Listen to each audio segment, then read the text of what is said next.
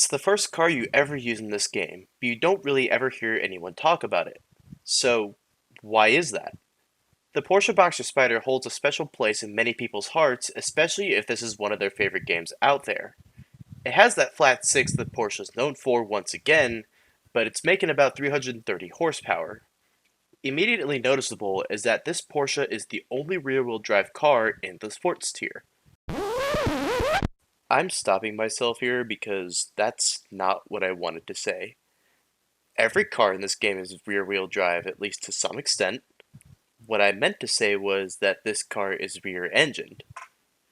Why I said that this car is rear-wheel drive, I'm not 100% sure, but I meant to say rear-engined. I'm editing this in because I didn't want to re-record that entire audio clip. So, whoops.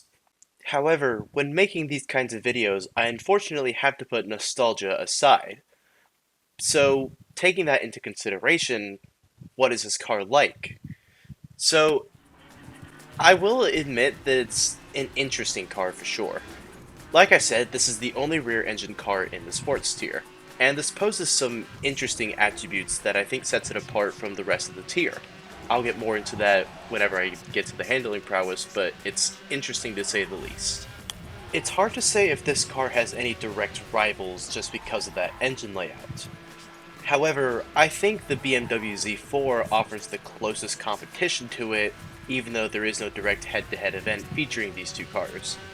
Also, the sports tier is small enough to the point where I think I can directly compare this car to pretty much anything else, so with that being said, this car is a bit interesting to say the least. It has that famous outward drift that these rear-engine cars are known for, and because of that, its handling prowess is a bit of a mixed bag. Now, it's not bad by any means, but the front-engine cars, which is basically the rest of the tier, I think just handle a bit better, and it leaves the Boxster leaving a bit awkward to drift, especially if you're more used to using the other cars in the tier. So whenever you use this car, I recommend that you have at least some nitros available at all times, just so it can more efficiently pick up speed whenever you try to countersteer. But I would say that the Z4 and the other cars in the tier fare with this a bit better, so I do have to knock a few points off of the Boxster for that alone. As I said before, the Boxster is the first car that you get whenever you play this game, and for being the first car you get, it's a really good base point for learning how the physics work in this game, but you get the RX-8, especially if you get first, right after the first event. And because of that, a lot of people opt to use the RX-8 because of it. And honestly, I think there's a really good reason for it.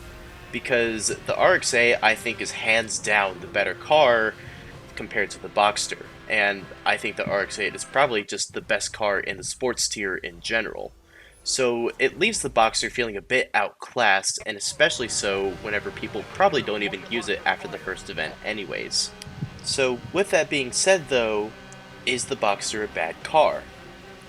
I'd argue that it's not, if you can get a hold of its drifting physics. But if you can get past that, I think it has potential to be very capable. I'd say it's one of the better cars for acceleration in the tier, even though there are cars like the Impreza and the Evo that offer all-wheel drive, but this car is notably lighter than those, and I think because of that, it has potential to be really good. But you have to know how to use it. Going on about that weight, I don't think it fares quite as well in pursuits just because the majority of the traffic police unit cars are all very heavy. The Crown Victoria, the Ford Police Interceptor Concept, the Charger, even the WRX I would say, are all super heavy, and if they directly attack the Boxster, it takes a lot of damage, and it gets very damaged very easily, and I don't think it has quite as much potential in pursuits. However, if you use this car in an online lobby and use the turbo, I will say that weight gives it a very distinct advantage just because that low weight makes it very easy to run away from those heavier cop cars like I mentioned earlier. But I'll mention, like with the TT, that no one really plays this game much online anymore, and I would say that almost no one plays the sports tier if at all. I'll also bring up the Boxster's top speed really quickly. It has a listed top speed of 166 miles an hour, but under my own usage with nitrous, I've gotten up to about 182.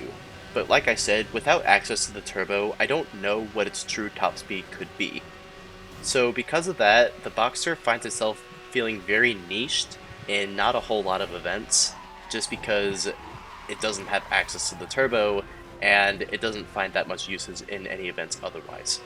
So overall, the Porsche Boxster Spyder is a great learning point for learning what this game is all about.